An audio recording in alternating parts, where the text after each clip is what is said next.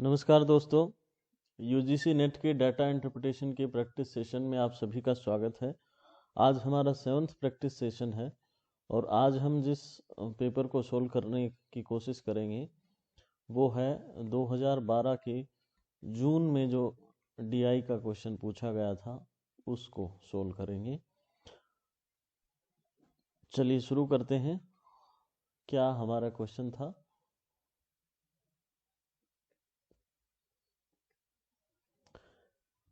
Same ऐसा ही सवाल जो है 2011 के दिसंबर के पेपर में भी हम सोल्व करे हैं और उसी पैटर्न पर जो है आज का क्वेश्चन भी है। तो देख लेते हैं इसमें क्या लिखा गया है। एक देश में कुल विद्युत उत्पादन बताया गया है 97 गीगावाट। 97 गीगावाट कुल विद्युत उत्पादन है और उसका अलग अलग मदों में या अलग अलग स्रोत के जरिए उसका उत्पादन होता है। किससे कितना उत्पादन होता है वो एक डायग्राम के जरिए एक सर्किल में बतलाया गया है। जैसे जीवाश्म ईंधन से कुल विद्युत उत्पादन 70% होता है। तापीय शक्ति जल विद्युत के जरिए जो है, यहाँ अब हिंदी अनुवाद में कई बार इस प्रकार की मिस्टेक हो जाती है। जैसे इंग्लिश में यहाँ हाइड्रो पावर दे रखा है और यहाँ जलीय शक्ति आना चाहिए था, इन्होंने तापीय शक्ति कर दिया। अगर थर्मल पावर होता तो तापीय शक्ति हो सकता था। तो इस प्रकार की काफ़ी मिस्टेक होती रहती हैं। तो थोड़ा सा अच्छा ये रहता है कि यदि हम इंग्लिश भी साथ साथ पेपर का देखते रहें। तो 20% तापीय शक्ति हिंदी के अनुसार और हाइड्रो पावर इंग्लिश के अनुसार है। वायु और सौर ऊर्जा विंड एंड सोलर एनर्जी का 7% और नाभिकीय या न्यूक्लियर पावर से 3% जो है विद्युत का उत्पादन हमें प्राप्त होता है। विद्युत उत्पादन में वायु और सौर शक्ति का कितना योगदान सुनिश्चित रूप से कितना है? वायु का और सौर शक्ति का यदि हम देखें तो वायु और सौर शक्ति का जो योगदान है वो ये वाला है, लगभग 7% योगदान बता रखा है। अब कुल जो विद्युत उत्पादन हो रहा है वो 97 है। तो 97 का 7% कितना होगा वो हमें निकालना है। अच्छा, डीआई के साथ इस प्रकार के जो क्वेश्चन होते हैं उनमें आपके परसेंटेज जैसे टॉपिक की भी प्रैक्टिस हो जाती है। तो डीआई एक ऐसा टॉपिक है जिसमें कई सारी चीज़ें एक साथ समाहित होती हैं। जैसे हम देखें कि यदि कुल विद्युत उत्पादन की मात्रा 100 होती तो वायु और सौर शक्ति से होने वाली विद्युत का उत्पादन होता 7 गीगावाट।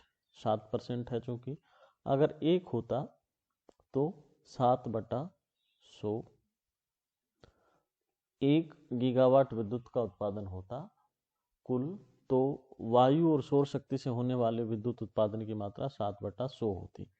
और अब चूंकि 97 है तो कुल विद्युत उत्पादन 97 है तो वायु तथा सौर ऊर्जा से उत्पादन होने वाले विद्युत की मात्रा होगी 7 गुना 97/100। इसको थोड़ा सा अच्छे से लिख के सोल्व कर लेते हैं। हमें सोल्व करना है 7/100 गुणा 97। ठीक है, तो हम इसको मल्टीप्लाई कर लेते हैं। 7 7 49, 4 और 2 7 63 और 4 67, 679/100 या 6.79 गीगावाट किसका हिस्सा आ जाएगा? वायु तथा सौर ऊर्जा का। 6.79 ये वाला हमारा आंसर हो जाएगा। ठीक है, नेक्स्ट क्वेश्चन सोल्व करते हैं। विद्युत उत्पादन में नवीकरणीय ऊर्जा स्रोतों का योगदान सुनिश्चित रूप से क्या है? नवीकरणीय ऊर्जा उत्पादन, नवीकरणीय ऊर्जा उत्पाद किसे कहते हैं? नवीकरणीय ऊर्जा उत्पाद वे उत्पाद होते हैं जिनका नवीनीकरण होता रहता है या जो एक प्रकार से असीमित साधन होते हैं, जैसे नाभिकीय शक्ति, वायु ऊर्जा, और यहाँ ये चूंकि गलत लिखा गया है, जलीय विद्युत आना चाहिए था। ये जलीय विद्युत भी जो है नवीकरणीय ऊर्जा स्रोत में आता है, क्योंकि इसका सुनिश्चित भंडार नहीं है और जल की मात्रा तो अथाह प्रवाहित जल जो है वर्षा के मौसम में जल की मात्रा बढ़ती रहती है, तो ये स्रोत जो है असीमित है एक प्रकार से।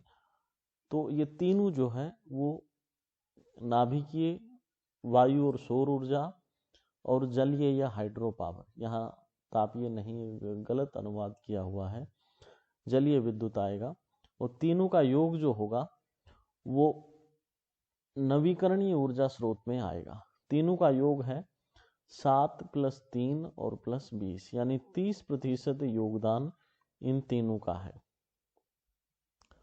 अब नवीकरणीय ऊर्जा स्रोतों का सुनिश्चित रूप से योगदान 30% होगा, ठीक है। अब हमें 97 का 30% कितना होगा वह ज्ञात करना है।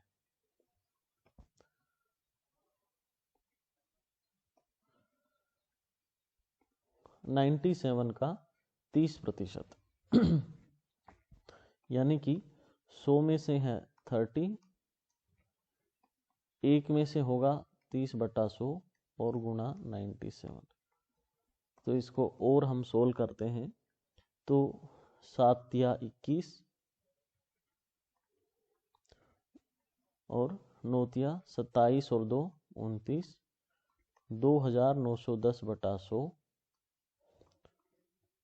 एक बिंदु से एक बिंदु कट गई, 29.1, ये हमारा आंसर हो जाएगा ये।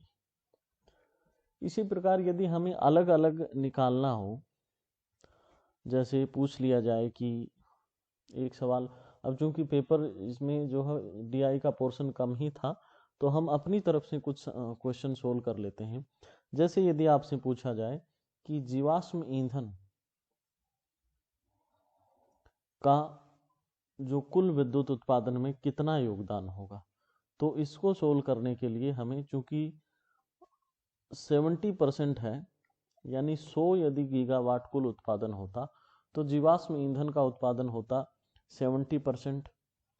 अगर 1 गीगावाट कुल उत्पादन होता तो 70/100, और अब यहाँ चूंकि 97 है तो मल्टीप्लाई में 97 हो जाए, यानी 70/100 गुणा 97। ये जीवाश्म ईंधन का योगदान आएगा। 0 से 0, 7 7 49, 9 7 63 और 4 67, 69.7 या 67.9 जीवाश्म ईंधन का योगदान आएगा। पिछले पेपर में भी हमने आपको बताया था कि यहाँ ये मात्रा परसेंटेज के रूप में दी गई है। हो सकता है एक और तरीका इसका होता है कि डिग्री के रूप में निरूपित कर दिया जाए। एक वृत्त में एक जो केंद्र होता है वृत्त का, उसके ये इस प्रकार जो सारे कोण बनते हैं, इन सभी कोणों का योग 360 डिग्री होता है, ठीक है। अब 360 डिग्री है तो मान लीजिए आपसे पूछ लिया जाए कि एक वृत्त पर केंद्र बना पर जीवाश्म ईंधन का कोण कितना डिग्री, यदि इनको डिग्री के रूप में निरूपित किया जाएगा तो जीवाश्म ईंधन का कोण कितने डिग्री बनेगा। यहाँ 100 में से जीवाश्म ईंधन का हिस्सा है 70%, ठीक है। यहाँ चूंकि सभी कोणों का योग 360 डिग्री होता है, तो जीवाश्म ईंधन का कितना होगा ये हम ज्ञात कर रहे हैं। 100 में से जीवाश्म ईंधन का हिस्सा है 70%, 1 में से जीवाश्म ईंधन का हिस्सा होगा 70/100, और 360 में से 360 डिग्री के कोण में से जीवाश्म ईंधन के लिए जो कोण बनेगा वो होगा 70/100 और गुणा 360। इससे ये दोनों बिंदु कट जाएंगे और 36 को 7 से मल्टीप्लाई करेंगे तो 7 6 42, 7 या 21 और 4 25, यानी 254 डिग्री का कोण ये होगा। ये कोण, इस कोण का माप जो है 254 डिग्री होगा। इसी प्रकार और भी कुछ सवाल बन सकते हैं। ये दो तरीके से आ सकता है, परसेंटेज में आ जाएगा या हो सकता है डिग्री में आ जाए। तो दोनों प्रकार से हमने आपको बता दिया। दो ही सवाल आए थे जून 2012 के क्वेश्चन में, जून 2012 के पेपर में, उनको हमने सोल्व किया। अगले पेपर में हम 2012 के दिसंबर के पेपर को सोल्व करेंगे। तब तक के लिए बहुत बहुत धन्यवाद।